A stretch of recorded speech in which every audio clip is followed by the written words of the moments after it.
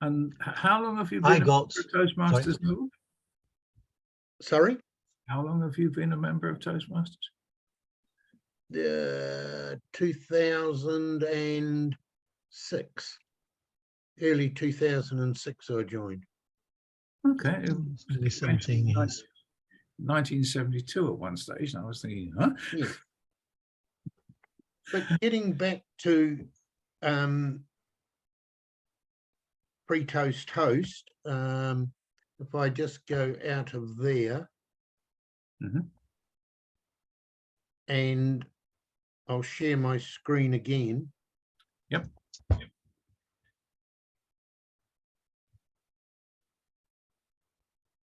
This is something that we whipped up for Northern Impromptu. I haven't taken the charter document offline, but all of these have specific bits and pieces here. The one thing that I did do is I have added links to up until 2019 to some of the World Championship winning speeches. Okay. Just so that as reference for people, including some of our hilarious District 72 ones. Bruce Corey's, can you remember that, Mike? The exploding can of condensed milk? I seem to remember some references to it. I certainly remember Graham Valentine's, because he'd been trying to win the District Humorous Contest for about 20 years, and he'd finally done it. And Maxine Nisbet was a classic. I can't remember which one of hers, 17 or 2012. It was a topic, the title was, I was just looking after the money. That's right. It was about tax evasion.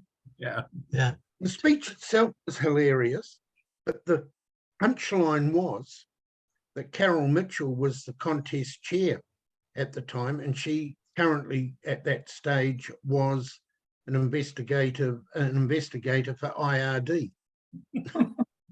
So she probably learned something. Yes, yeah, but that's this has been set up by someone who is not a geek. It's all templates, and it's, you know, some people would look at it and say, well, you haven't got all the bells and whistles. Yeah, Don't need them. When you have all the bells and whistles and that person leaves the club, nobody knows what they're doing. It is fantastic, I think, for someone who likes exploring things and perhaps wants to do a little bit of web work, because you can take it to all sorts of ridiculous heights if you want to, but then you can do that on the custom pages and really start playing with it. I'm not quite sure what we can do with scripts, but you can certainly learn an awful lot about styling from it. Jane, are we any comments in that area? Sure, no. Sorry? If you talk about JavaScripts, no, because they can mess up with what's already there. Mm-hmm. But if you want to, on your custom pages, you can go into, well, actually on the home page as well, you can go into source view and play with CSS. Mm. And if you want a bit of a challenge, you know, those concertina things on the home page at the bottom, they're all very American, if I may dare say so. Yeah. Mm-hmm. You can suppress those altogether, and a few sites do that. But you can also make your own. Oh. It involves a bit of fancy programming, and I can't remember where the detail is on how to do that. Toastmastersclubs.org. Yeah, it'll be in there somewhere or other. Yeah, it'll be in the discussion forum as to how do I, and someone will give you a link. As I said at the beginning, pre-toast toast websites are very, very easy for idiots to set up. If I can set them up, That's why like I do Northern okay. Impromptu, Palmerston North and Wainuiomata, and they work, they're effective, they have all the information on them, any person younger than me with any ounce of technical knowledge would be able to do a much better job than what I've done. So Yeah, but you like exploring, Neville, and that's the main thing. Irrespective of age, an awful lot of people just want to be spoon-fed the stuff, and they don't. They're not keen on going and exploring and going. What happens when I push this button? And then the CIA runs in and said, "Mr. President, please don't do that again." And but yeah, that's it is a great way of getting into what makes an effective website.